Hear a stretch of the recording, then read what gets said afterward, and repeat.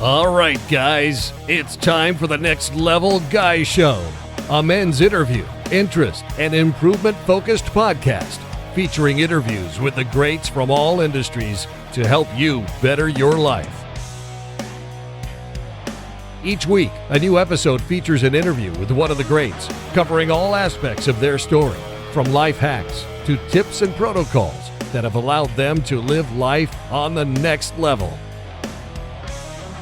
We then highlight concrete action steps that you can use to improve your life. And now, your host, Ian Dawson Mackay.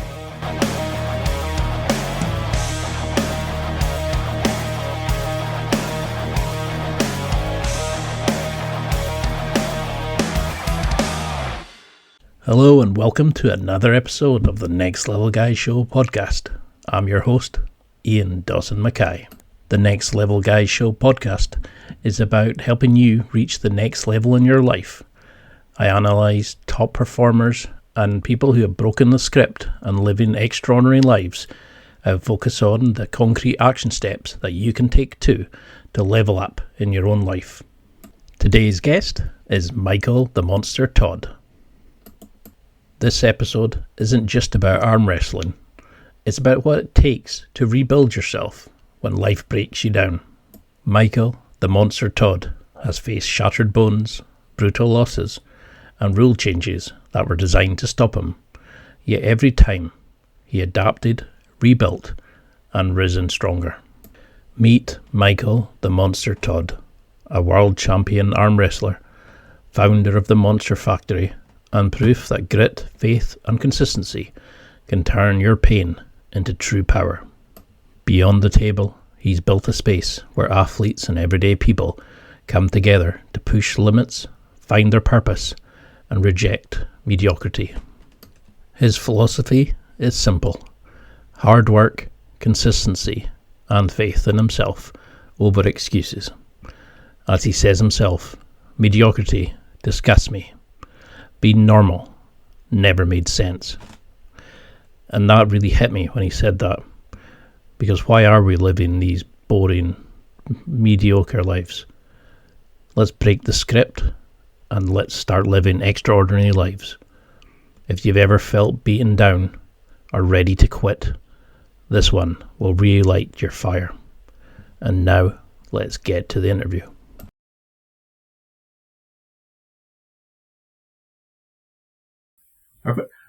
So, if you ever heard somebody describing you at a bar, what would you want them to say?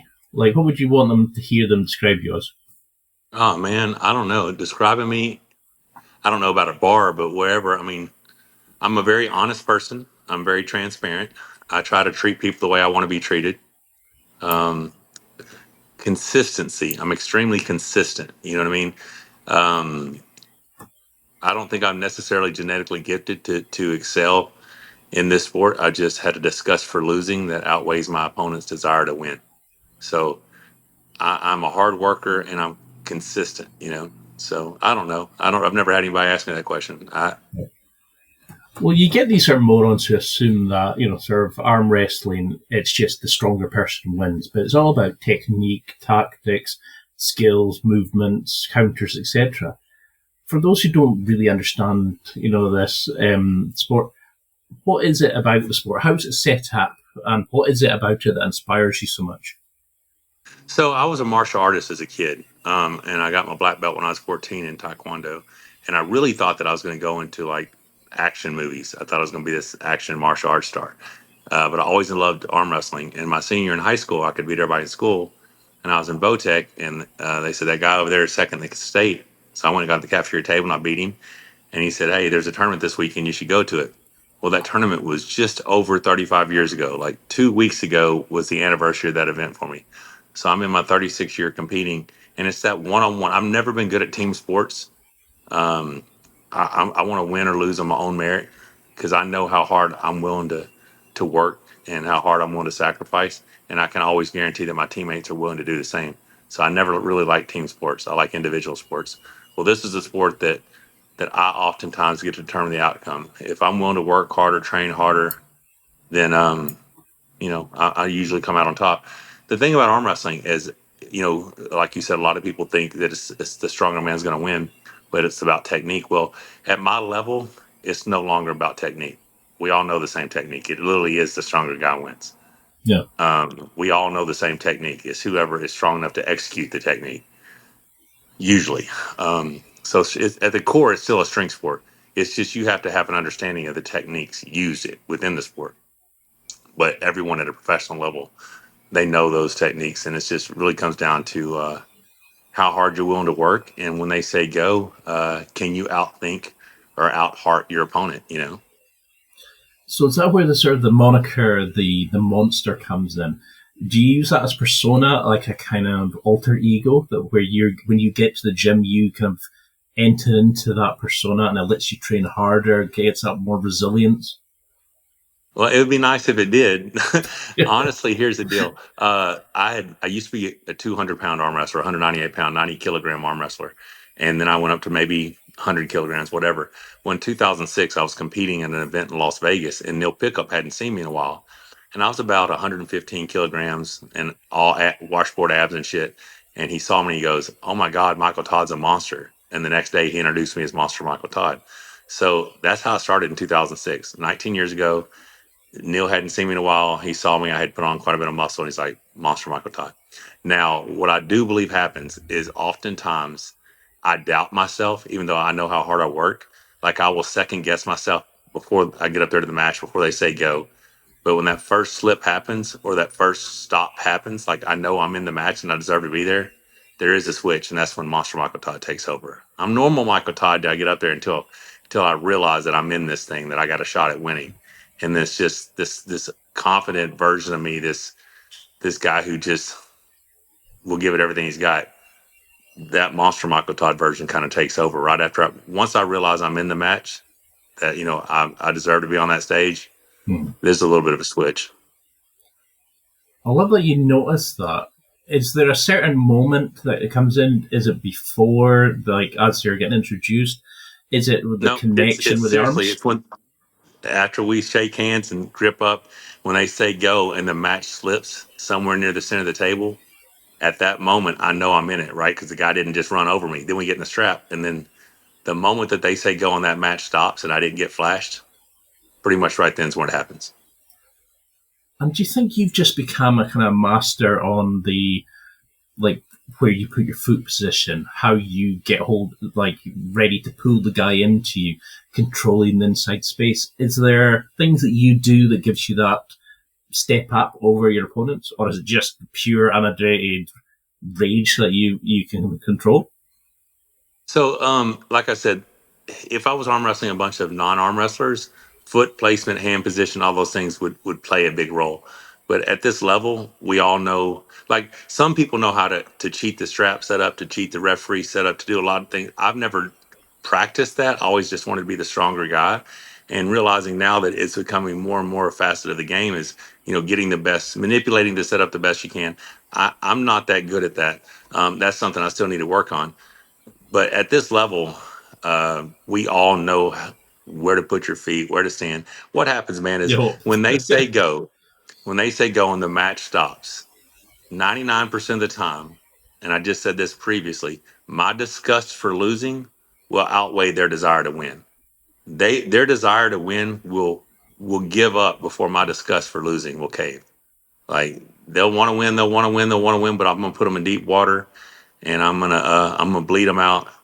And oftentimes, you see that level of just confusion and just like, what am I in for? Because they'll get me so close to beating me, and they think they're there, and then they still have that another half an inch or an inch to go, and they can't figure it out, and then you just see this state of bewilderment take over, and that's oftentimes when I shine.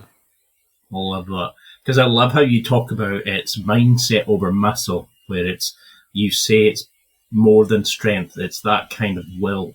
How do you work on that? Because you push yourself so hard in the gym, but how on earth do you keep challenging yourself so this love of winning, this pursuit of avoiding losing comes in? How can we adopt that mindset?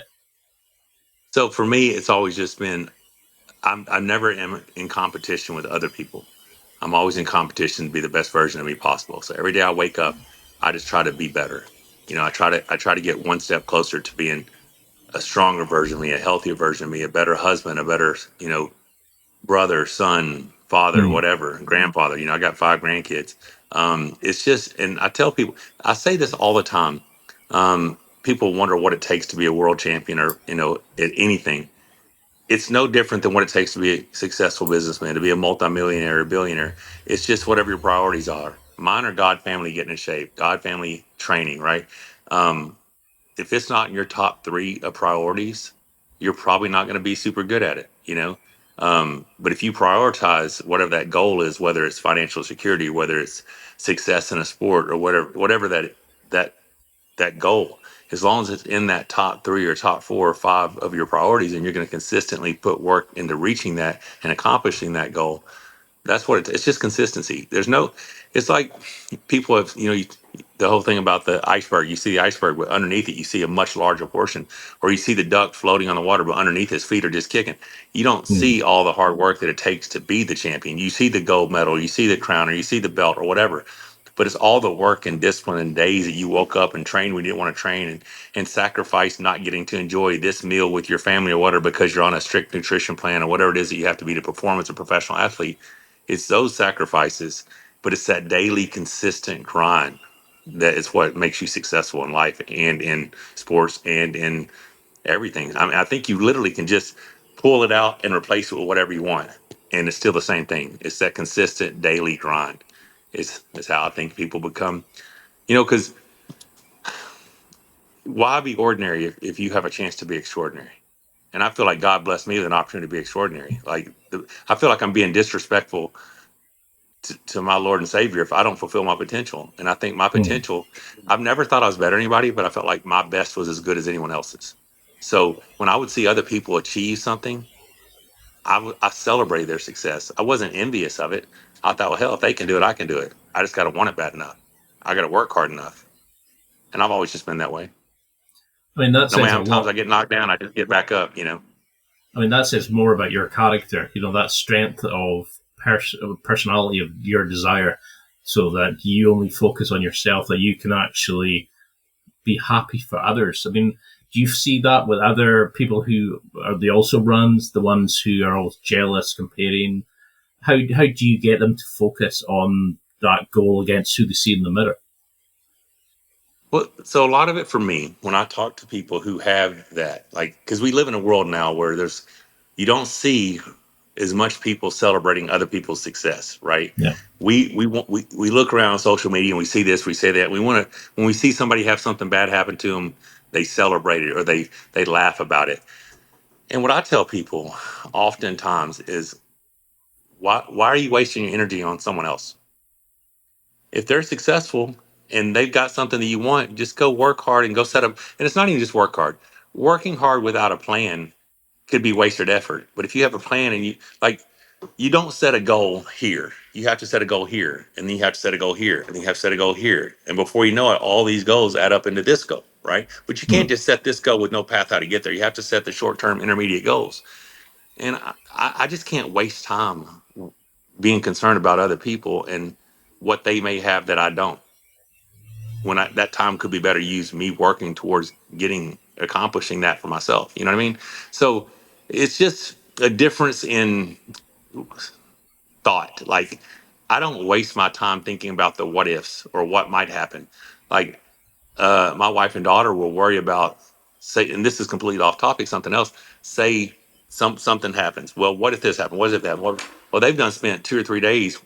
What if worst case scenario and stuff? And I'm like, hey, it's in God's hands. What it's supposed to be will be. I'm just going to keep doing what I'm supposed to be doing. And then if that does happen, we'll deal with it when it happens. But I'm not going to worry about it if it hasn't happened yet. You know what I mean? So it's just a waste of my energy when that energy could be more productive somewhere else. And do you put that down to a specific moment? Was there this kind of the first time that happened that you thought, I'm different, I can focus my energy elsewhere? Is there a defining moment that you could put that down to? I honestly don't think so. I was a short, chubby kid growing up. So like my ninth grade year, I was like 5'4" and 150 pounds. Now I was a martial artist already, and I was already a black belt. And I was very proficient. I was in an adult class, and I was really good at martial arts. I could do the splits up against the wall. But at that teenage year, I wanted to be the popular kid. But instead, I was a kind of chubby kid. Right now, if things got nasty, I could pretty much whoop everybody in school because I was the proficient martial arts guy. But I wasn't the most popular kid. I wasn't the kid that had the best physique or whatever. So fortunately, the next year I grew from 5'4" to 5'9", and I came back to school. It was a very small school, and they're like, "Who's the new kid?" And I've been going to school since I was in kindergarten. I had changed so much growing out of that short, chubby kid into a taller, athletic kid, and then I was 6'1", then I was 6'3". So by the time I was a senior in high school, I was the strongest kid in school. I was one of the most fit guys in school. I was still very proficient in my craft, martial arts and stuff. So throughout that time, I just saw that, hey, I'm given this opportunity if I just stay consistent with my work. And then what's crazy is as I've gotten older, like if I would have had the discipline that I have now, or I've had for the last 20 years, when I was a teenager, I feel wholeheartedly there's no professional sport I couldn't have played. And I'm only 6'3", but I think I could have played professional basketball if I would have had the same discipline and knowledge about nutrition. I didn't learn about nutrition until I was probably in my mid-20s. And then I understood macros and protein and carbs and fats and how everything affects your body. If I'd have had that knowledge when I was a kid, I think I could have went and been a professional in any sport I wanted, just because I had the discipline and work ethic to do so, not because I was genetically gifted. I just always had that, if I put my mind to something, very seldom do I come up short. And do you think But it's discipline because is I'm willing to something? sacrifice. Right. I mean, Sir, can that be taught? Do you think, or are you born with I it? believe so. Oh, and I mean, I believe it can be taught. I just think it's just like something becomes a habit. After 3 weeks of doing something, oftentimes they say that makes it a habit. It's just creating discipline in your lifestyle, creating structure, um, and it just comes down to priorities. When people, because I've ran a personal training business for the last 25 years as well, and people come to me, I'm like, "Hey, it's God family getting in shape. If it's not that high of a priority, don't do my program." And they don't understand. I'm like, listen, every single day we can give ourselves an excuse to fail with our nutrition. We celebrate food for every occasion in this society. You hadn't seen somebody in a while. Hey, let's go grab something to eat. Let's go grab something to drink. You never like, oh, well, hadn't seen you in a while. Let's go for a hike. Let's go for a run. Let's go for a workout. Right? It's food. Food is our celebratory act, eating. Right? And the discipline it takes to not be normal in today's society when it comes to making healthy decisions with your food. You have to be abnormal to be someone who follows a healthy meal plan, because most of society eats what they want when they want. Like, hey, what do you want? I don't know. What do you want? Like, when someone asks me what I want to eat, I pretty much know because I haven't had that food in so long. I'm waiting to have it again, right? Because I'm trying to follow a strict nutrition plan. But Yeah. it's just those sacrifices and that structure and that discipline over time just makes it a habit. So I think it's very much a teachable, a trait that someone can have.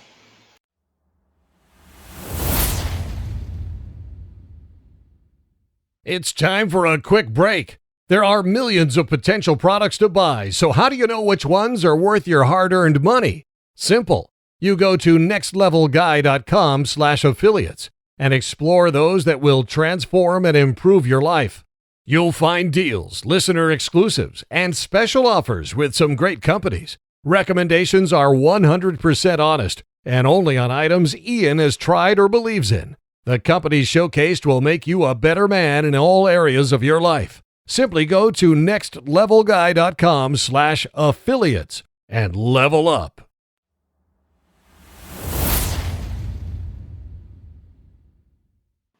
For me, just the sport itself has changed so much, because trying to continue to pick yourself up and get back going, that was something I always did. Like, it's just, no matter how many times I got knocked down, I got back up. If someone thought that they were going to do the sport and be undefeated forever, it was a delusion. Like, everyone's going to lose. I'm not defined by my losses. I'm defined by my willingness to dust myself off and get back up and reinvent myself. And that's what I've done throughout my career. The last 15 years of my career, my right arm was severely damaged through multiple fractures, and I had lost 19 inches of range of motion, where a lot of people would have retired because they did not have a properly functioning right arm. But I didn't. There was no such thing as quit for me, so I just had to find a way to win.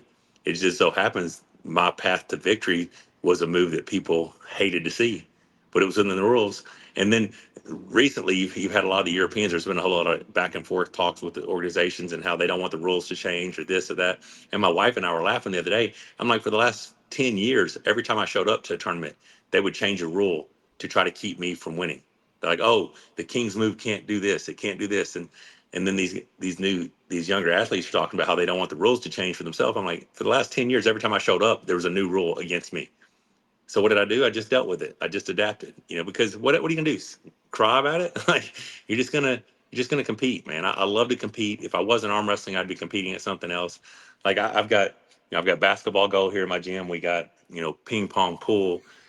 We're over here playing cornhole, bago, whatever you want to call it, and I'm just as competitive in all those things as I am at arm wrestling. I just hate to lose. Do you think that's something that you utilize? That's the monster side. That when people hate me, you can leave that at the table, and then you're Michael outside of that, or does the hate bother you? Does it annoy you that people focus on this move rather than just improving it and finding something that works for them? For a long time, it did. For a long time, it bothered me a lot because I wasn't being hated for being a character. I was being hated for being me. Like I was being hated Hmm. for a person who wanted to win, um, and winning within the rules. I never cheated. I arm wrestled within the rules. You just might have thought it was unfair, but the rules didn't say it was unfair. You know what I mean? So when I was being hated for just being me, I didn't understand it. I'm like, guys, tell me what's so bad about the guy who just continues to work hard and wants to win. But now, sometimes I let the hate fuel me, and sometimes I just I pray for them. I'm like, hey, they just don't understand. Mm. I'm better off praying for them than anything else. So for me, it's just I have a blessed life. I live every day with my best friend. She and I get to live an extraordinary life because of this obscure sport that I started 36 years ago, and I'm just thankful and blessed, man. Because you've said in another interview that that's the bit that you love. It's the you wake up each day with the person that you love. You have your kids, your grandkids.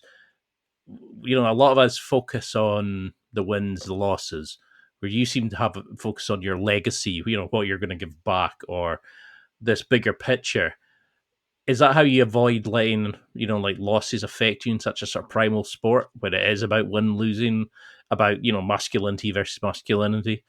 You can focus. You've got the bigger thing about what you're giving back, but also what you've got you've got gratitude for what you have in your life.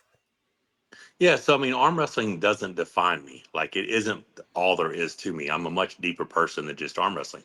Yeah. Arm wrestling is just a vehicle or an outlet that I use to, you know, really basically just let my competitive side, my competitive nature, have an outlet. But at the end of the day, if my entire life was based on wins or losses, that would be a pretty shallow life, right? I wouldn't have a whole lot Mm. of. To me, it's just I'm going to win or lose. I'm most likely not going to die. Like my arm might break, something might come apart. Well, that's already happened to me. So worst case scenario, it's just something I've already been through before. Um, if I win, my wife's going to let me celebrate for about a week. That's about it. If I lose, my wife's still going to love me. My grandbabies are still going to love Big Papa. I mean, I'm still going to come home and still get to live my life with my best friend. Now, that doesn't mean I go in, saying, "Hey, if I lose, whatever." No, I'm wanting to win. Like I'm always wanting to win. But if I do lose, it's not the end of the world, right? Because I know there'll Mm. be other opportunities. I'm 52 years old, but I honestly think I'm just now getting to my. I think my right arm now is stronger than it's ever been, and I think it's just a matter of time before I'm world champion again, either in the heavyweight division or one day I get a shot at Levon and I prove the world all things are possible. And is that the big thing for you for creating the Monster Factory? That you see that there's this generation of athletes who are too focused on the media, like the minimum, where they're not looking at the bigger picture. They're not challenging themselves by having that sort of three area principles in their life. Do you think? So the Monster Factory started, and it had nothing to do with any of that. It was a place that I wanted to. As a kid, I always wanted to have my own space, right? My own gym, and I've been blessed to have my own home gym, commercial size gym, probably for the last 18 years. It's just continued to evolve, and now it's something just bigger than me, right?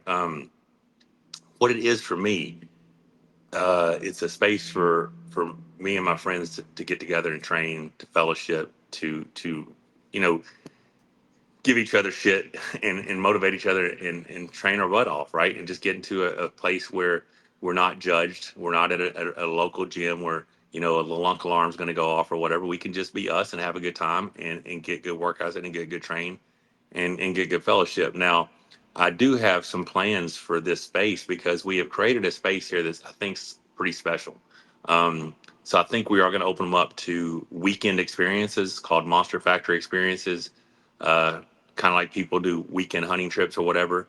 We'll max, minimum of 8, maximum of 12 people for a 48-hour period. We feed them, we train them, we put them through nutrition, we have competitions, we fellowship, we have a good time, right? And then I also think that we're going to be doing men's fitness weekends, where we bring people in for a weekend. We teach them everything we know about nutrition and training so they can take that back and live healthier lives. Women's fitness weekends. And I do think there might end up being some Christian fellowship weekends here as well. I'm not sure. I don't know exactly how everything's going to play out, but we have a space that we can utilize to bring people together. And the thing is, I didn't do any of this to be an inspiration to anyone. I just did this because not doing it, mediocrity disgusts me. So me just being normal never made sense. My mom's like, "You've never been normal." And I didn't. I've never been. I wanted to be more. I wanted to do more. I wanted to accomplish more. I wanted to fulfill my potential, really. But throughout that process and that journey of watching myself take wins and losses, it has somehow turned into an inspirational story for others. So when I get messages from people how I've inspired them or I motivated them or something, that's just icing on the cake. But now I do have an opportunity to actually help people, you know, supersede my level of success, do more than I did, and all it is just teaching people principles that I've lived most of my life by, and it's just hard work and consistency, right, and creating that habit. So I don't know, man. I don't know what God's got in store for me. I know we're blessed where we're at right now. I know I have several doors that look like they're about to open for some pretty cool stuff to happen. But at the end of the day, I'm still training every day, trying to get that world title back. The East versus West world title is the only world title from the professional leagues that I've never won. And honestly, it's probably because since they came into inception, I've had injuries and, nerve damages and all that stuff. And now that I have a healthy arm, um, I think I can go down to heavyweight if I want to and become the heavyweight world champion. And I also think although it might be slim in most people's minds, I really want to pull Levon. I want to see if a 6 months prep me fully focused on a match Levon can do what most people think is impossible, and that's beat Levon. So we'll see. Do you think that's something that sets you aside? Because when you look at your social media, you've made some amazing transformations. You've gone from being the chubby kid, as you called it. I mean, I'm still the chubby kid now, to this ripped mass of controlled anger and pure talent on the mat. But you've come back from the gnarly things. You've treated the sport not like a sport, almost like a craft. You've built these amazing training rituals to work on your skill in that. Is that something that you think's helped you? That ability of making it part of your persona rather than just doing a sport? See, I don't even think that's what's helped me. That's the only reason I'm able to achieve the level of success that I have is because, like I said, I wasn't genetically gifted. I wasn't someone who, if I did not treat myself like a professional athlete, I would not have this level of success. So all those things kind of went hand in hand. Just me taking a very professional approach to being the best version of me that I could be is what's allowed me to have the success that I've had. I got a lot of friends who can go out and party and drink and eat like crap and whatever and still show up to tournament and still be one of the top guys. I've never been that dude. Like, I have to be, my nutrition's got to be on point. My sleep's got to be on point. Like, all these things have to be in order for me And as an aging athlete, as a 52-year-old athlete, I mean, I daily ice bath, hot tub, sauna. I have a hyperbaric chamber upstairs. I do everything I can for recovery so that I still can give myself the best opportunity for success. Um, but yeah, I mean, if it's just, there's really there is no Michael Todd, there is no Monster Michael Todd. I'm just all one guy. Like, it's just in certain instances that more competitive, more confident, more, and I don't even want to say aggressive side comes out that it's, I don't know, man, it's just different. So I really don't, I can't, my wife might be able to explain it better than I can, but I'm the same guy day in, day out. If something pissed me off today, 2 weeks from now, if that same thing happened again, it's most likely going to piss me off, right? Like, I have evolved and I have grown. But as far as consistency, you will never find a more consistent person than I believe I am. I'm very consistent. I'm also very black and white. Um, and I don't know why that is, and I'm also very literal. When someone's like, "Oh, I know a guy. His arms are twice as big as yours," I'm like, "Oh, he's got 44-inch arms. Those are huge. I've never seen 44-inch arms." You know what I'm saying? Because they're not being literal when they say the guy's arms are twice as big as mine. They're just saying that his arms are big. Yeah. But I heard the guy has 44-inch arms because my arms are 22 inches. So if they're twice as big, they must be 44 inches, right? Because I'm so literal. But I don't know. It's just my character, I guess, my personality.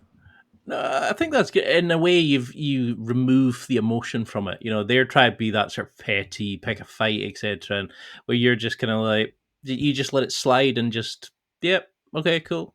I'm just doing my own thing. I'm doing my own thing. My approach. Do you think that's like something that you could teach the people that are listening? Like, how could we ensure our sleep's dialed in? How can we make sure we're eating's on point? What have you found about consistency that are like little gems that might work for athletes who are maybe struggling in that area? So when it comes to nutrition, the best thing to do, in my opinion, is get a meal plan that you can follow, because the best meal plan is the one that you're going to stick to, right? So what might work for me may not be the one that works for you. So find the one that you can stick to, but then have a date, have a deadline to achieve whatever level of fitness that you want to achieve. Because if you don't have a hard date, you will give yourself an excuse to cheat or to fail daily, right? And the biggest thing for me is every single day I try to, even if it's all I did, I successfully ate right, I successfully did my cardio, I successfully did my nutrition, or I did my workout. I go to bed that night and I check it off, and I go to bed feeling like a success, and Hmm. I'm excited about a new day. So you don't have to do it weeks at a time, months at a time. Do it one day at a time. I successfully completed a day. Okay, cool. I believe it's going to take me 90 days to achieve what I want to achieve. I'm one day closer to reaching my goal. I get through tomorrow. All right, I'm one day reaching closer to my goal. And just set yourself up for those daily successes, because the successes is what keeps you motivated and keeps you going. If a person constantly fails, they're going to give up. So make it to where you succeed. Set yourself up for success, right? But by having a hard deadline, like I tell people, do a photo shoot or do a fitness competition or do something or do some physical test on this day, so that I know that I have to be there by this day. So I'm going to do the work. I'm not going to slip. I'm not going to sack. I'm not going to, oh well, this bad meal is not going to hurt me, or this alcohol weekend I'm going to drink all week. And that's, if you have a deadline or a hard deadline, you don't let yourself do that. So all you're doing is teaching yourself discipline and self-control, right? And when you teach yourself that, it's no different than anything else you do in life. Like, once you get used to doing it, it's something that you can draw upon. It's a habit that you have. It's a it's a character that you've created. Like, I am willing to do this because I've done it before. It's not going to kill me. I can do it. So I'm gonna put my head down, blinders on, and I'm gonna focus on the goal.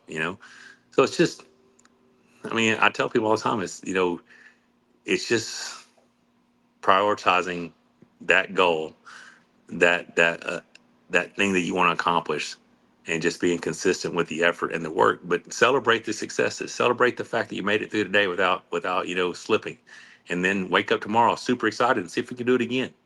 Hmm. And just before you know it, you've ran 60, 70, 80, 90 days together. And now, oh my God, look at my body. I've completely transformed my body because I put the right fuel in it. And the other thing is, I tell people, if you bought $100,000 sports car, would you put regular unleaded gas in it, or would you put premium fuel? Well, no, you're going to put premium fuel. Well, why would you treat that car better than you do your body? Put premium fuel in your body. So Well, I don't know. No, I love the way you look at it because you come alive when you're talking about the nuances, the focuses. I mean, there's so many people here who they don't care about the small things. It's like you're saying the partying, the going out. How do you measure this? Because you said when you go to bed, you look back and you tick it off. Are you journaling? Are you using visualization? Are you using any kind of like mental techniques? Are you measuring anything particular, or is it just I know I gave my best for today? Used to, I wrote down everything I ate. I had spiral notebooks next to my bed for years of sticking to my nutrition, right? And then after for so long, I just knew what good nutrition was. I knew what good meals were. I knew what my macros were. I knew that what my workout was supposed to be. I knew the goal I had to set. And so now it's just I know ahead of time what tomorrow is going to be, and then when I get up tomorrow, I start off the day, and I get going and I do the things that I know I need to do. And in my free time, I might sit and watch some TV with Rebecca or lay in the bed with my dogs or go lay out by the pool or whatever. But I'm going to get the work done. The work's going to get done. So I don't think it's anything visual. It's a habit I've created.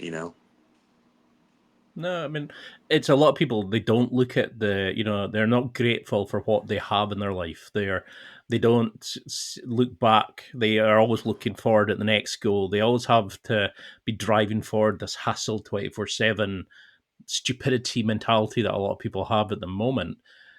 I mean, you've had to sort of step back with some injuries. You've had some fractures. You've had some gnarly injuries, as we talked about earlier, but you've taken you've alluded to how you've worked on your kind of recovery, your rehab, your focus on yourself. Is that a big part now that you've taken sort of recovery as part of a professional athlete? You've focused on hyperbaric chambers, you've looked at stem cells, you've actually looking at live, you can give back, so you need to do it for the long term. Yeah. So a lot of a lot of recovery, everything else that I'm doing, it comes down to this: like, we're not promised tomorrow, right? None of us are promised tomorrow. So although I'm willing to do the work, your initial question is talking about the 24/7, 360, just always pushing, always pushing, always pushing. You have to be grateful for what's in front of you, and you have to enjoy today.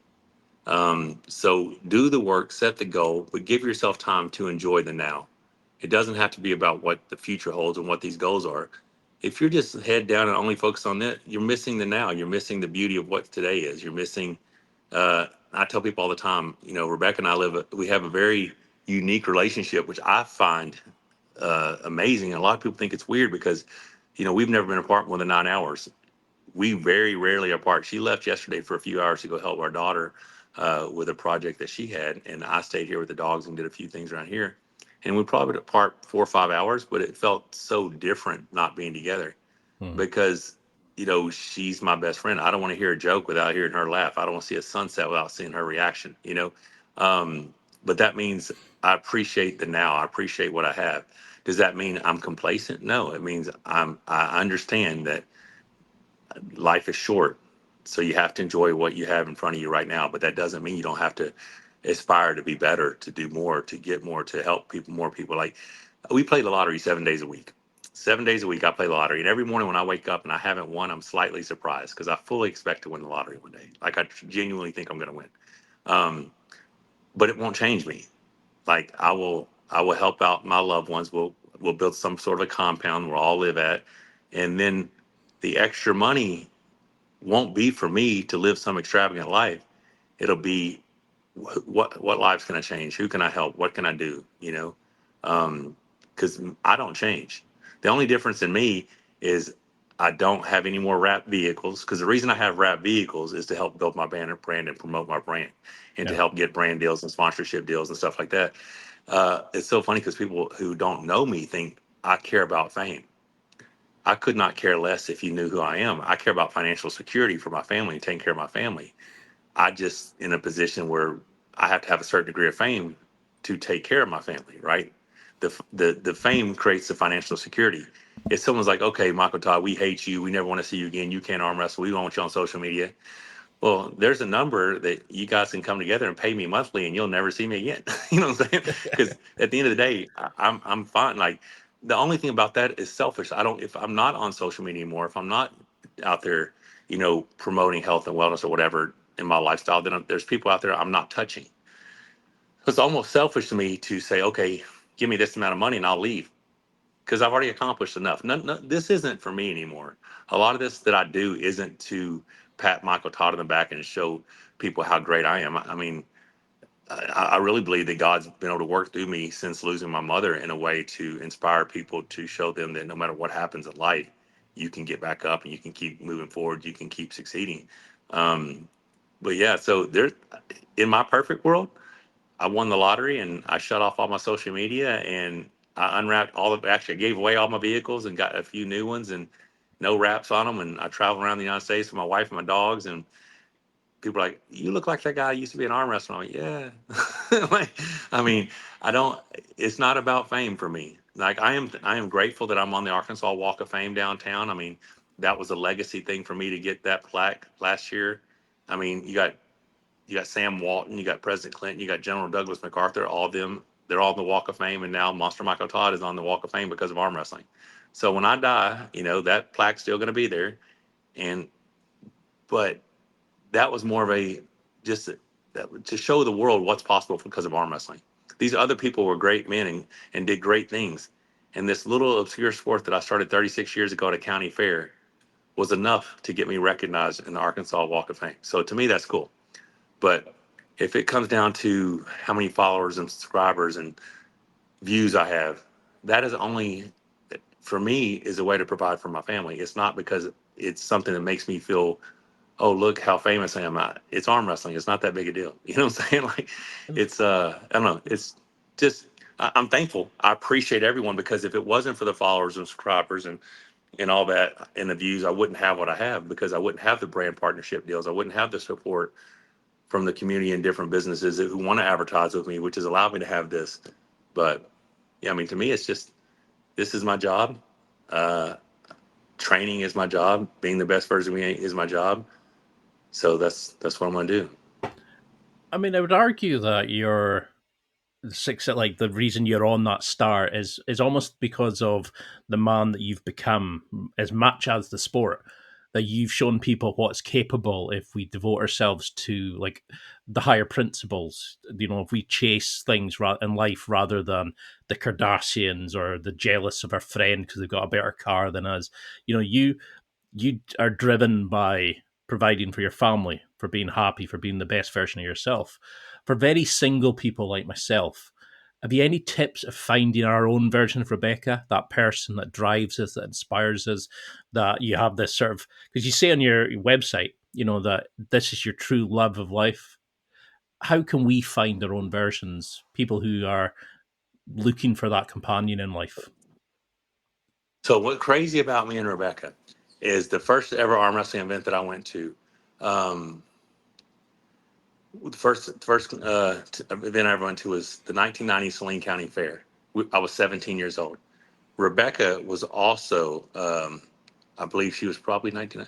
No, she was still 17 as well. And we didn't meet till we were 38. But the day that I was at that event, arm wrestling, she was at that same event, and this is a small town, and she was doing a cheerleading competition. But we didn't meet for 21 more years.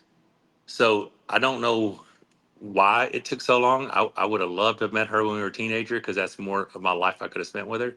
But it took us those 21 more years to find each other.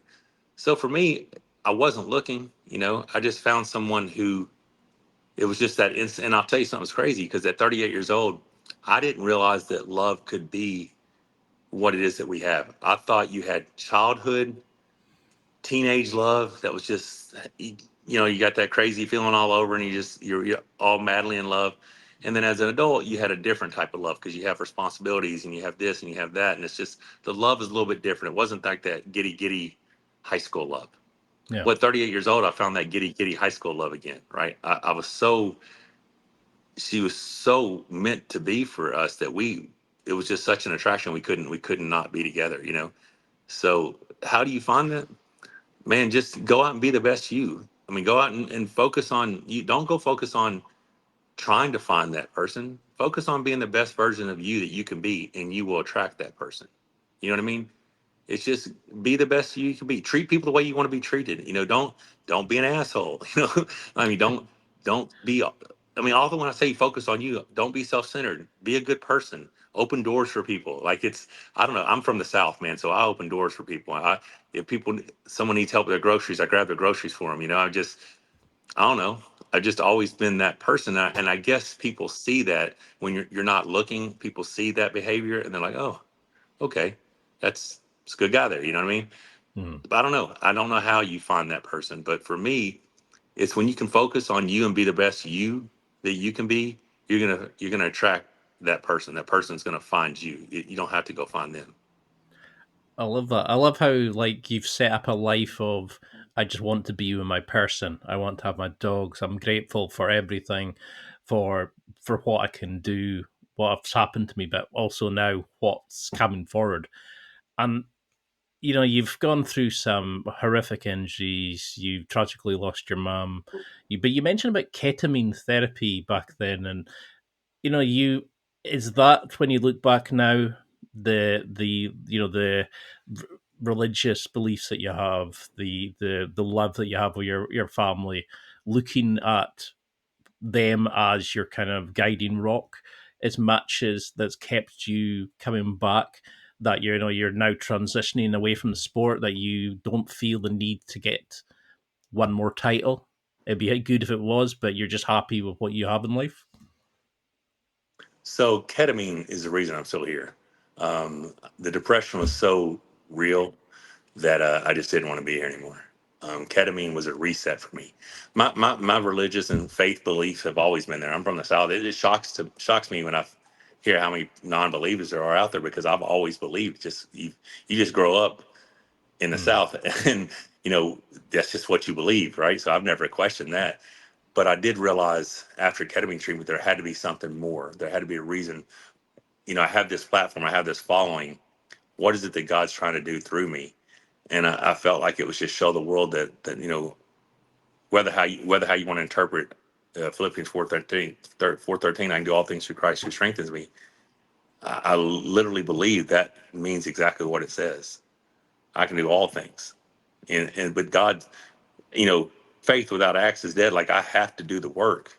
Yeah. He's just going to work through me and give me that ability to work hard, or to, I mean, because that's, I feel like that's the gift God gave me, was an ability to just endure, right? Just to, I don't want to say suffer, but to have an ability to grind.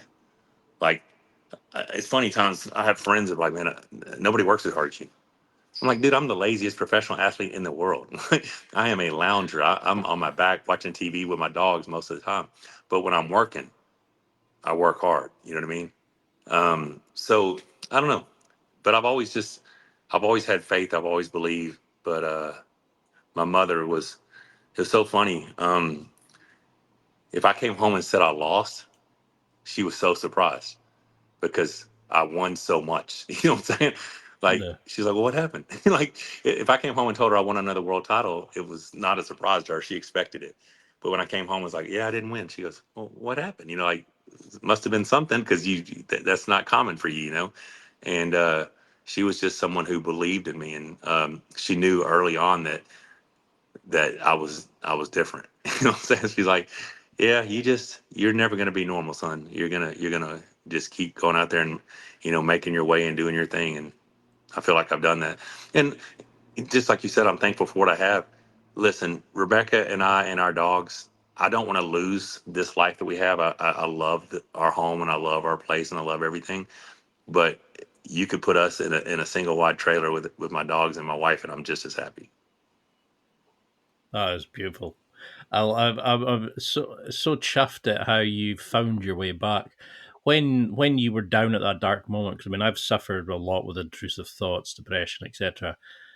Is how have you found your way back to the light? You know, have you found, you know, like what was it about ketamine that opened kind of that door for you in Well, a it way? just I can't explain it. The first treatment I hated because I don't do drugs and I don't like being out of control. I very rarely drink, and if I do drink, I don't get drunk. You know, I just don't like being out of control. And that first treatment, you're not in control. It felt so weird, like a hallucinogenic, whatever. But the second one, I went into that treatment with a more open mind, and I literally in that treatment 4 or 5 times told Rebecca who I was going to be in 2024, and a couple of the names changed at the end, but I did exactly what I said I was going to do, and I knew it in that second session. Like I saw it, I could see myself doing it to the point where I was repeating it over and over in that session. Um, and then it just kind of was this reset. Like I didn't like they did a depression scale when I went in, and I was definitely suicidal, and I think the max was like 36, and I was 33. It was real high. And by the last ketamine treatment, I think I was a 6. I think Jeez. my depression scale went down to a 6 because I was back to. I'm an optimistic dude. Like I was sitting there telling you, I expect to win the lottery. Like I truly think I'm going to win the lottery. This is, I mean, you put me on a lie detector test. Hey, you going to win the lottery? Yes. Like I'm going to pass because I believe I will. So I'm a glass half full guy, and I'm just back to being me again. It just reset me, and I know my mom isn't hurting anymore. I know she's in a. I miss her dearly. Like I'll get emotional. I've been emotional the last couple of weeks, just starting to cry. I think about my mom, and it makes me sad. And I just miss her because I want to talk to her. But I know she's not hurting. I know she's in a better place, and I know that I was left here for a reason. And I'm just going to try to be the best me I can be. That's beautiful, and I think you are a sort of a shining light for a lot of people who are struggling. But you're also, like you could probably tell the love that she had for you and how proud she is of what you do. And I think that's what helps you is you're surrounded by your people. You have some amazing training partners, the love of your life. You focus on the relationships. It's Is that how you think a lot of men could improve? It's finding their band of brothers, finding the love of their life by focusing as a community and our legacy that we leave rather than what we win on the mats. I do believe you need to surround yourself around like-minded individuals, right? You hear that thing, like you're the of your 5 closest friends, that's who you're going to be most like, or whatever. I actually don't know how it goes. Um, but finding people who are like-minded, finding people who are goal-oriented, finding people who celebrate other successes. It's a great group of people to be around, and when you can find that, you can help build each other up and accomplish great things. When it comes to finding your partner, your life partner, um, listen, mine and Rebecca's relationship, we're 24/7, like we're together all the time, so we fight as well, but we love each other so much that it's just we forgive each other and get over it. You know what I mean? So no relationship's going to be perfect. Ours just is. It's the best I've ever had, right? It's the best relationship I've ever had. But it's because we love each other so much and we appreciate each other so much. Straight up, I'm gonna tell you my this is my I don't have a whole lot of time left, but this is my one relationship goal. And this is loving relationship or friendship relationship. This is the one thing that I've always been. I am extremely transparent in what I need, or if you hurt my feelings.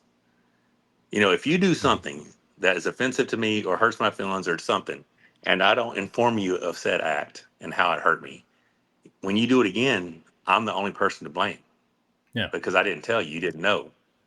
So if you're a friend and you do something that I find offensive, I'm going to let you know, hey man, I don't know if you meant it this way, but this is how I took that, whatever. And if you do it again, okay, then I realize you don't really care about my friendship. But if you say, okay, thank you for bringing that to my attention, I won't do that anymore, that saved me so much trouble and so much anguish and there's never a wonder what he's thinking, wonder what he's doing. I just get straight to it. Like I don't feel like I'm a confrontational person. My wife thinks I am. I don't think I'm confrontational. I just don't like to waste energy. I would if you text me and I text you and you text me and the text I interpret that the wrong way, I'm going to call you and say, hey, did you mean it this way? Do we have a problem, or did I misunderstand that? I'm yeah, not going to sit here and waste time wondering what you thought. I'm going to ask you, was this intentional? Do you feel this way about me? Am I taking this correctly? Or did I misread what I said, right? I'm very to the point. And in a relationship, you have to say, this is what I'm missing. Like I need more of this, or I need more of that. And if you do those things in a relationship and you are completely transparent with your partner, you can have a much better relationship. Now, maybe it doesn't work out, and maybe the person doesn't like that much transparency, or you find out things you don't want to find out. Well, then that means that's not the right person for you. But when you can find out a person who you can be open with and transparent with and share your feelings with without the risk of judgment, because you know that they love you and you can tell them how you feel and you can get advice from them, or you can tell them, hey, this is what I'm thinking. What do you think about this? But I've always just been very open with my communications. I'm extremely open. And because of that, I feel like I have healthy relationships. Is that where But I you didn't go to therapy to learn. I didn't go to therapy to learn any of this. I realized that there was a lot of energy wasted on wondering if, hey, I'm just going to tell you, this is what I need. This is, did you mean, I'm just that guy. Like I've always been that guy. I mean, I honestly mean this. Like, I truly find you a remarkable man. There's so much more than just the competing, the wrestling. I mean, we're moved completely away where I was going to go with this, but there's so much more to you deep down that I think we need to show more of to inspire people. Is this where because you've said when you've been through everything I've been through, it's not just strength, it's patience, breath, and believing you can always surge again. That's the difference. That's Monster. I know we're coming to our time, but is that what you want people to remember from this? Like going forward as a sort of summary of this message that you want to put out? Man, I mean, I don't know how I want to be remembered, how I want this, how I want people to see me. Just I'm a flawed individual who is trying to be better, right? I'm just a guy who's trying to be better than I was previously, and I was yesterday. My goals and my aspirations are to be the very best version, and it's just I want to fulfill my potential. And is that potential in sports? Is that potential in business? Is that potential as I just want to be the very best version of myself that I can be in as many aspects as possible, right? Mm-hmm. And because of that, there's always room to grow. There's always lessons to learn, right? The moment you quit learning is kind of when you quit living. You gotta just be open to new experiences and learn from them, and grow. So I don't know if that answers your question, but Monster Michael Todd is just a guy who has a disgust for losing and wants to enjoy every second of every day that he has left on Earth, and maybe that inspires other people to do something similar. And for those who want to find out more and follow you on this amazing journey, who want to come along to the training sessions that you mentioned, the fellowship events, etc., how can we get in touch? How can we follow you on social media, your website, and just see this amazing life and obviously the amazing training facility you have? MonsterMichaelTodd.com is my website. Honestly, I don't even know if I get emails from there. So I tell people just to message me on Instagram or Messenger, because I check my message request. I'm the one guy who goes through that request thing and goes through all his requests. You know what I mean? And I'm the guy who responds back. Like, I don't have anybody else. I'm the one that runs my social. I mean, Rebecca does a lot of the long format posting, but I'm the one that checks my messages, and I'm the one that reach out to brands and ask if they do athlete influencer collaborations. I'm the guy that does all that. So if you want to learn more or know more, if you just want to follow along, Monster Michael Todd across all platforms. If you want to message me about one of our Monster Factory experiences or, men's fitness weekends or fellowship, whatever, that's how you get in touch with me.